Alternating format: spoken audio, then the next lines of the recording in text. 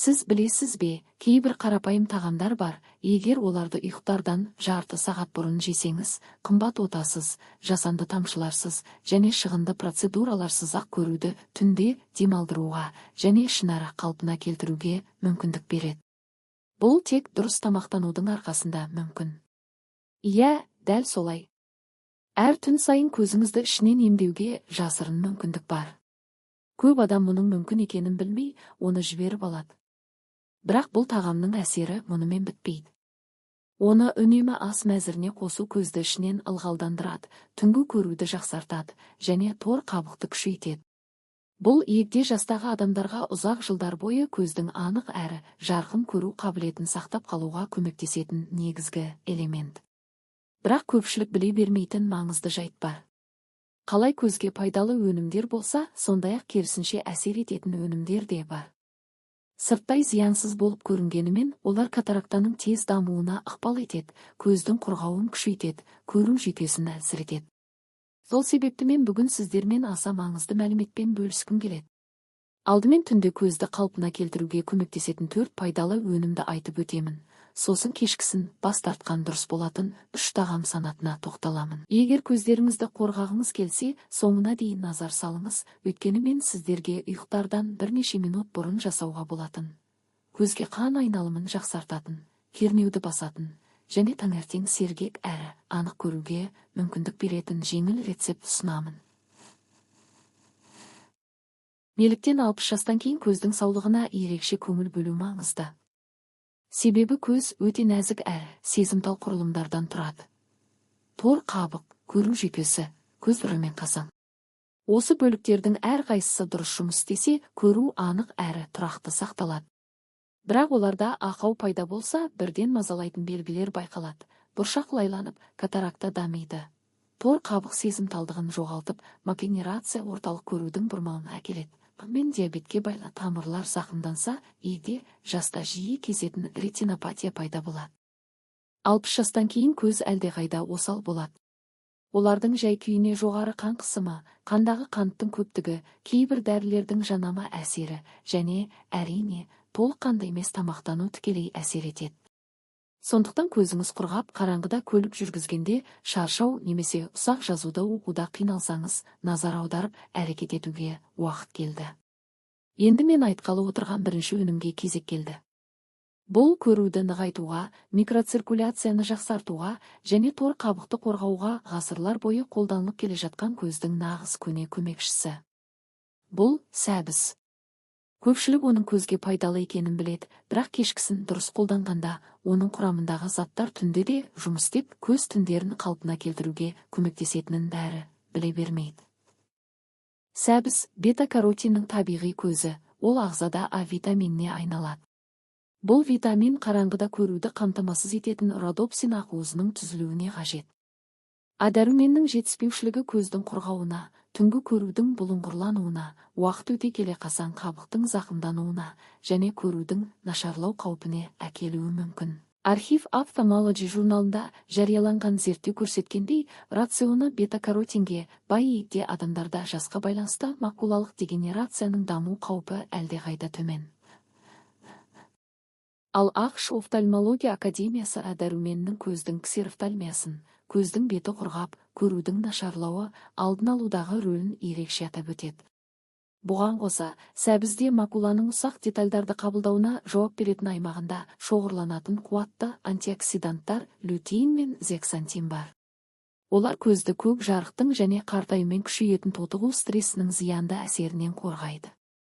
Сәбіздің түнгі әсерін барынша пайдалану үшін, оны кешкі асқа жаңа сығылған шырын түрінде ішіңіз немесе үгітілген сәбізді зәйтүн майымен салатқа қосыңыз, бұл дәруменнің жақсы сіңуіне көмектеседі.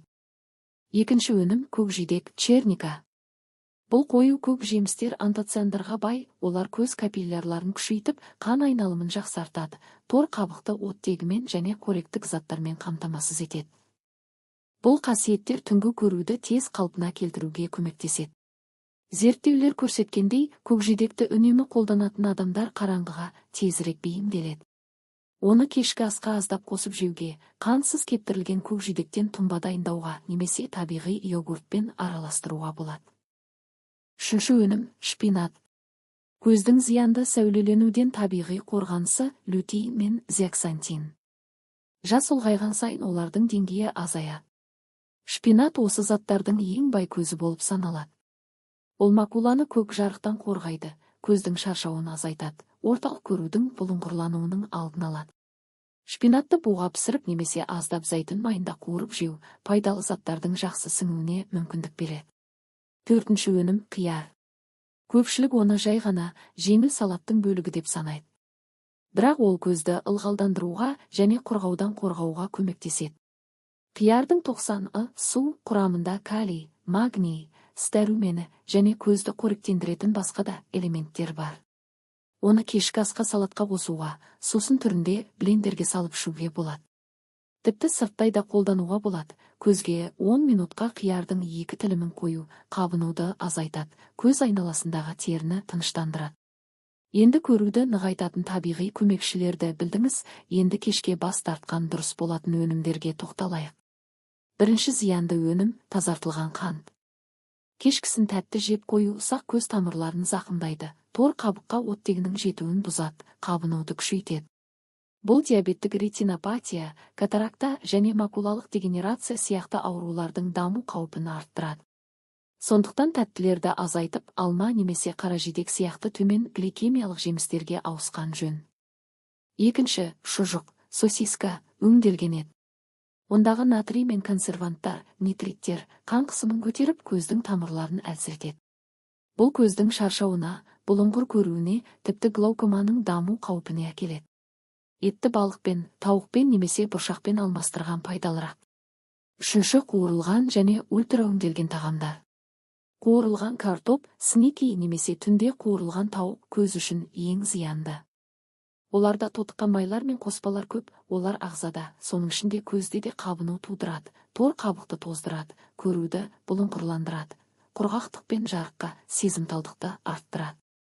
Оның орнына сәбіз таяқшаларын, қияр тілімдерін немесе тұзсыз жаңғақтарды таңдаңыз, олар антиоксиданттарға бай.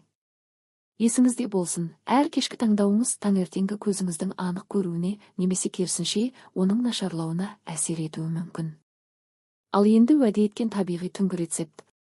Бір жаңа сәбіз. Шағын уыс көкжидек. Буға піскен аздаған шпинат. Жарты қияр.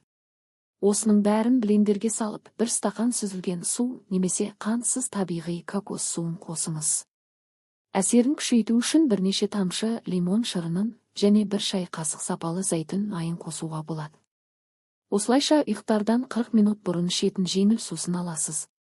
Түнде сәбіздегі антиоксиданттар, шпинаттағы лютеин, көкжидектегі антоциандар және қиярдағы ылғал бірлесіп жұмыс істеп, тор қабықты нығайтады, көзде қан айналымын жақсартады, қасан қабықты ылғалдандырады, құрғақтықты азайтады. Таңертең көздеріңіз сергек әрі тынық болып оянады. Ең бастысы, бұл сусынды бір рет қана емес, әдеттегі кешкі мәзірдің бөлігіне айналдыру. Оны аптасына бірнеше рет қолдансаңыз, ұйқы кезінде көздеріңізге терең әрі табиғи күтім жасайсыз. Ал енді сізден сұрағым келеді, осы өнімдердің қайсысы сізді көбірек таңғалдырды? Сіз көруді жақсарту үшін олардың бірін мәзіріңізге қосып көрдіңіз бе? Тәжірибеңізбен пікірде бөлісіңіз. Егер бұл видео сізге пайдалы болса, лайк басып, әсіресе 60 жастан асқан достарыңыз бен туыстарыңызға жіберуді ұмытпаңыз.